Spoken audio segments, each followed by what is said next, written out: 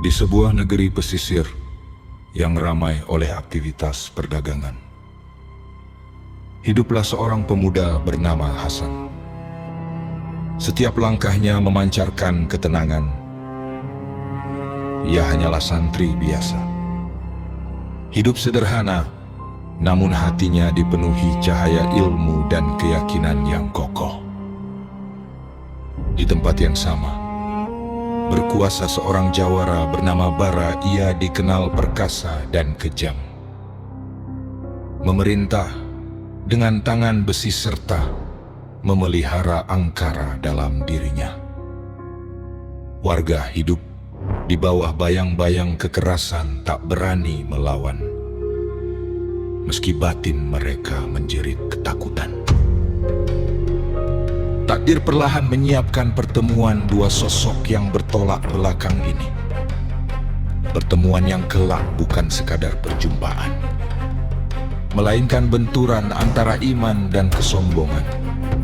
Dari titik inilah kisah besar itu bermula.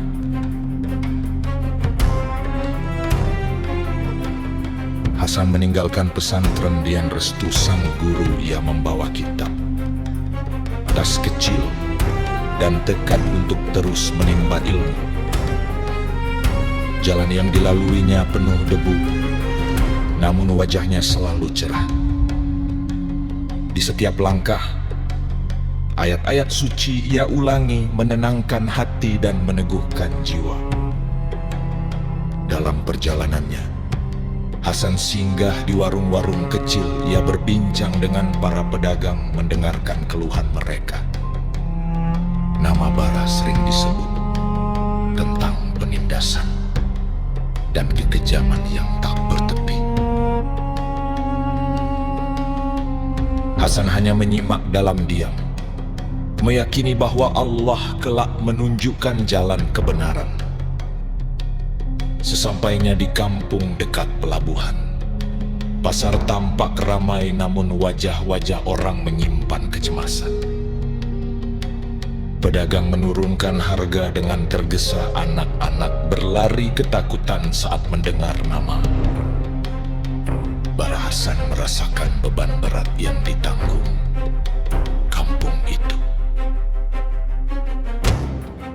Malamnya, Hasan bermalam di surau tua. Ia bersuci, menunaikan salat, dan memanjatkan doa agar diberi kekuatan.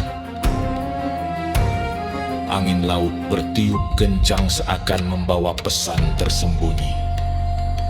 Dalam sunyi, hatinya kian mantap. Ia sadar, tugas santri bukan hanya belajar, tetapi juga menegakkan kebenaran. Pagi hari Hasan berjalan menyusuri pantai. Ia melihat sekelompok orang dipalak oleh lelaki bersenjata. Nama Bara kembali terdengar. Hasan menyadari bahwa ancaman itu nyata. Ketakutan telah lama mengakar di hati masyarakat. Seorang kakek penjual kelapa bercerita tentang pemerasan rutin dan hukuman kejam bagi siapapun yang melawan. Hasan mendengarkan dengan seksama. Matanya menatap laut bergelora. Ia merasakan firasat bahwa badai besar akan segera datang.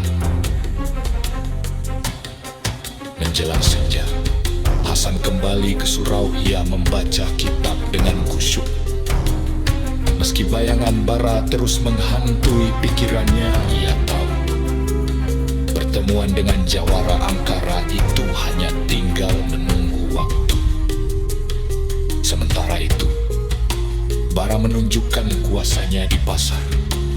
Dengan tubuh kekar dan sorot mata buas, ia menggertak pedagang. Ketakutan menjadi hiburan baginya. Anak buahnya menagih upeti sambil tertawa, merampas hasil jerih payah rakyat tanpa belas kasihan.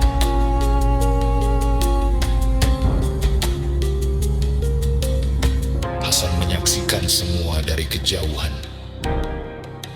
Amarahnya tertahan oleh kesabaran, ia memilih berdoa.